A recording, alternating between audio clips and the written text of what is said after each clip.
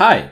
If you caught this video, I'll show you how to easily replace Z-2300 satellite speakers. Are you also owner of this Logitech Legend?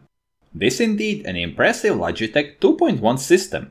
Only, unfortunately, it has two small satellite speakers, and they tend to break.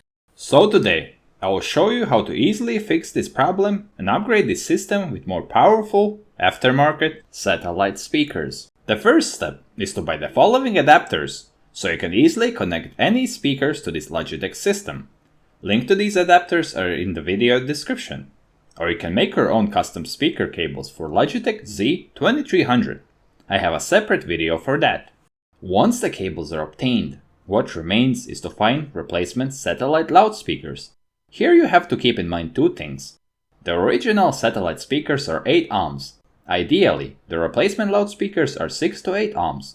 If the replacement loudspeakers will be 4 or below ohms, this can contribute to the built-in amplifier, heating, and even result in a faulty system. So, look for replacement loudspeakers with 6 to 8 ohm impedance. The other important thing is that this is a 2.1 type system with subwoofer, and it automatically removes the bass from the satellite speakers and shifts the bass to the subwoofer. So, there is no reason to look for large replacement loudspeakers, because you'll spend more money, and those big speakers will sound like small speakers or even worse than small speakers.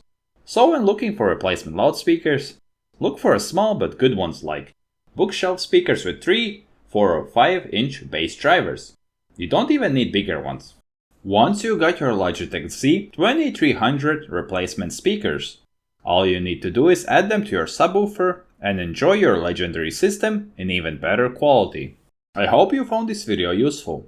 If you have any questions or suggestions, feel free to post them below this video. But for now, good luck!